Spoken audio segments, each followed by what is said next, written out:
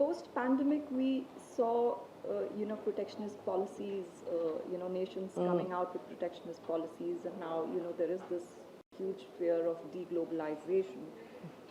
Do you see these trends continuing, taking a more serious form, or?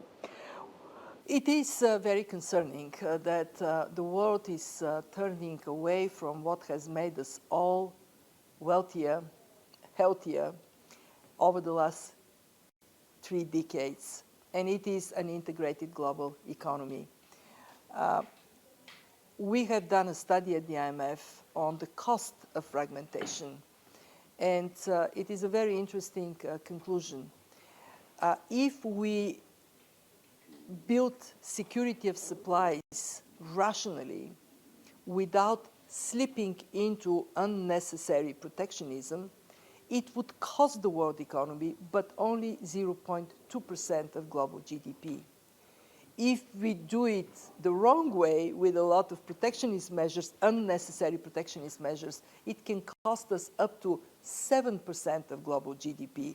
This is, imagine, taking Germany and Japan out of the world economy, $7 trillion equivalent.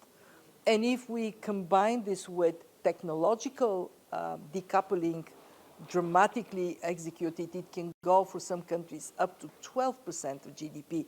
So it is not trivial what are the choices we make. This is why being here in India in the G20 format, so very important that we try to build the rationale for a world that remains integrated and, as a result, more productive. Over the last 30 years, we have tripled the world economy. Who is the biggest beneficiary? Emerging markets, developing countries. They quadrupled with massive reduction of poverty as a result. But rich countries also benefited. They doubled.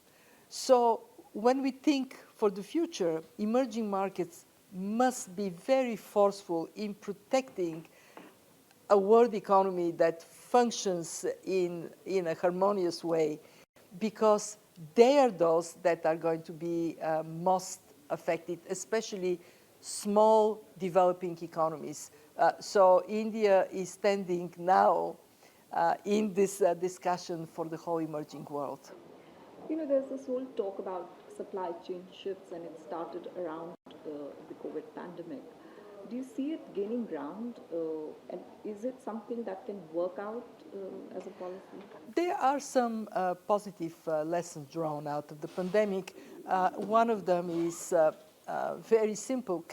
You cannot put all your eggs in one basket. You cannot have everything that you need being supplied from one source. This diversification of supplies is a rational economic decision. And we see in the world of vaccine production some diversification taking place.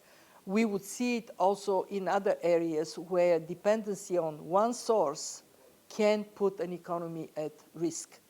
But again, 2 important messages from us. One, don't try to bring everything home, because at home you may also be hit. Just look at Turkey and how the earthquake disrupted the economy. 2, when you think of diversification of supplies, think of ways in which you can do it that is not bringing unnecessary restrictive measures. In other words, follow economic logic. And I hope that we would all have the smarts to do that.